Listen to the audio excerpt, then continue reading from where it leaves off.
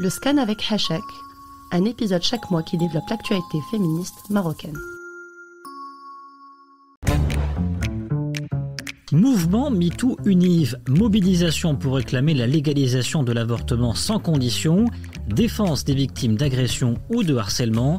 Depuis 3 ans, le mouvement féministe marocain prend de l'ampleur et multiplie les actions. Un mouvement composé d'étudiants, jeunes actifs et jeunes cadres et qui structure ses luttes. Alors quels acquis pour la cause féministe au Maroc en 3 ans? Quel combat futur? Passage au Scan. Je suis Landry Benoît et ce lundi 28 novembre 2022, vous écoutez le Scan avec Hachek. Seulement 30% des femmes marocaines qui avaient accès aux protections hygiéniques. Plus on en parle de la manière la plus crue et éducationnelle possible, plus il y aura une prise de conscience. Parce que je disais le mot règle, ça me faisait rire et j'aimais bien en jouer. Les hachats c'est terminé et les tabous c'est fini. Hachek, le mouvement de lutte contre la précarité menstruelle et mouvement de lutte féministe célèbre ses 3 ans d'activité. Et à la rédaction de Tel Quel, mobilisée autour des causes féministes, l'idée d'un scan chaque mois avec Hachek nous paraissait naturelle. Bonjour Sarah Benoussa. Bonjour Landry. Fondatrice du mouvement Hachek. Bonjour Laïla Chic. Bonjour Landry. Un journaliste de la rédaction de Tel Quel. Sarah, ce 28 novembre 2022, c'est donc un jour particulier pour votre mouvement, 3e anniversaire, 3 ans déjà de sensibilisation et d'action autour de la précarité menstruelle, mais pas seulement. Quel est votre regard d'abord en tant que militante sur l'état des lieux du féminisme aujourd'hui, fin 2022, au Maroc? Évidemment, nous avons été bercés par des militantes inspirantes. Nous essayons aujourd'hui, comme il y a des années, de rétablir les femmes dans leurs droits et dans leur dignité. Aujourd'hui, nous prenons position au niveau de la question de l'égalité, du respect des droits humains et de la démocratie. Mais comme rien n'est parfait, le regard sur ce combat reste encore aux yeux de certains un mouvement progressiste et non pas égalitaire. Si on devait citer 3 groupes sociaux ici au Maroc, en dehors du vôtre, qui sont mobilisés, qui sont les phares, entre guillemets, de la mobilisation de la lutte féministe, aujourd'hui, ce sont lesquels et regroupent en nombre quelle communauté? Alors, moi, je ne vois pas du tout la force d'un collectif ou d'une association en termes de nombre.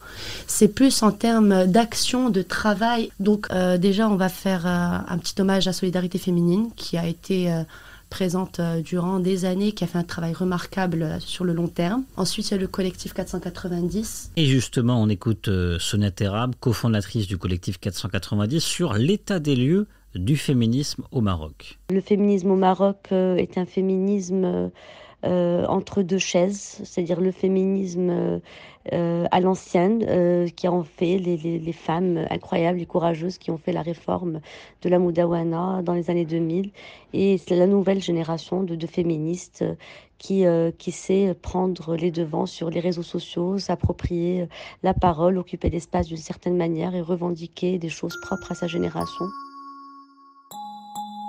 Je pense aussi que ce n'est pas le mouvement le plus connu, mais pour moi, c'est l'un des mouvements phares du féminisme marocain.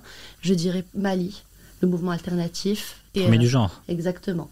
Qui a été réalisé par Ebtissam Lachgar, qui est pour moi vraiment très inspirant parce que c'est se battre sans condition et sans limite.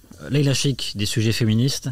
Vous en avez couvert. Tel Quel a d'ailleurs ouvert la brèche médiatique, notamment autour du mouvement MeToo Univ, mouvement issu d'agressions et d'harcèlement sexuel d'enseignants universitaires envers des étudiantes. Vous partagez ce regard de Sarah Benoussa? Oui, je le partage. En tout cas, nous, dans nos enquêtes avec Fanny Aza, qui a coécrit ces dossiers avec moi, on a vu vraiment la force de frappe des réseaux sociaux, la force de frappe des collectifs et des associations sur les réseaux sociaux. Ça a été vraiment un relais pour nous, au niveau notamment de la récolte de témoignages, parce que quand on cherche des témoignages sur des sujets aussi sensibles que le viol ou le harcèlement sexuel, je parle là vraiment de MeToo Univ, les victimes ne font pas forcément confiance à la presse. En revanche, elles vont faire confiance à ces collectifs, à ces associations qui les soutiennent, qui ont une crédibilité et qui les soutiennent depuis des années. Ces collectifs ressemblent quelque part à des médias aussi. J'irai pas jusqu'à dire médias, parce que c'est pas le même but. En fait, nous, notre travail, c'est de délivrer une information, de mettre en lumière des choses qui se passent. Les collectifs ou les associations mettent en lumière des choses qui se passent, mais leur but, c'est d'aider les victimes. Nous, on n'est pas, en tant que journaliste, on est militant dans le sens où on choisit nos sujets, mais on ne fait pas le travail de militantisme qu'il y a derrière, parce que c'est un travail énorme de soutien aux victimes, de mise en place de solutions. Je suis tout à fait d'accord avec Sarah quand elle dit qu'il faut vraiment parler de Mali. Betty Lashgar, elle fait un travail fou, en fait, depuis 20 ans. C'est la pionnière, c'est la première. Mali qui remonte à 2009, on le rappelle. Hein. C'est ça. Il y a des militantes aussi qui ne sont pas forcément affiliées à des collectifs. Là, je parle de Lamia Ben Malek qui, elle aussi, nous aide dans nos enquêtes. Pour répondre à votre question, à travers le digital, on a une force de frappe qui est complètement autre. C'est plus appeler une association pour savoir comment je vais faire. Maintenant, on peut directement envoyer un DM. Il y a des communautés aussi, donc les victimes se sentent soutenues. Voilà, il y a vraiment un nouveau militantisme, on va dire, 2.0.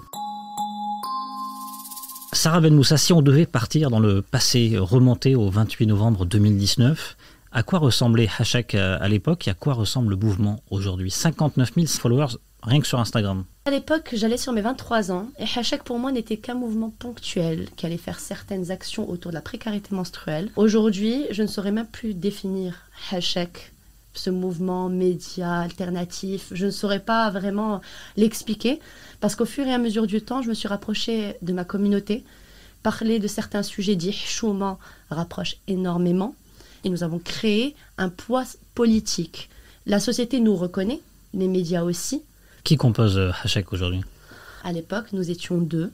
Aujourd'hui, je suis seule sur le bateau, mais seule, on va dire, à prendre des décisions pour l'image de Hachek. Mais en réalité, nous sommes 60 000. Leïla Cheikh, comment est composé le mouvement féministe et comment peut-il évoluer ? Je tiens d'abord à revenir sur ce terme de mouvement féministe.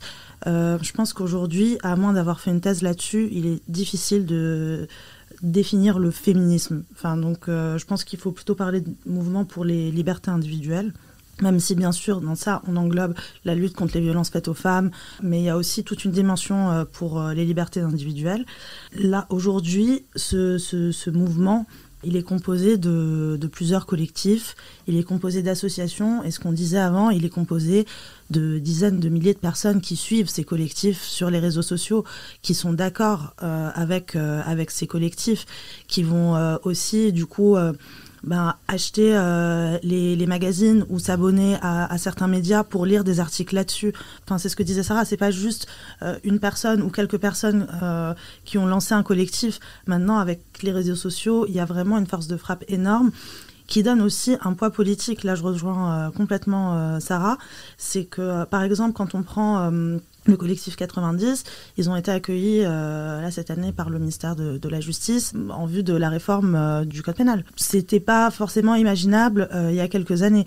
En fait, toutes ces actions sur les réseaux sociaux font qu'aujourd'hui, les dirigeants, la classe politique prennent conscience que ces collectifs, que ces mouvements pour les libertés individuelles ont un poids, qu'il y a des voix qui doivent se faire entendre. Et on est vraiment dans une période, je trouve, très intéressante.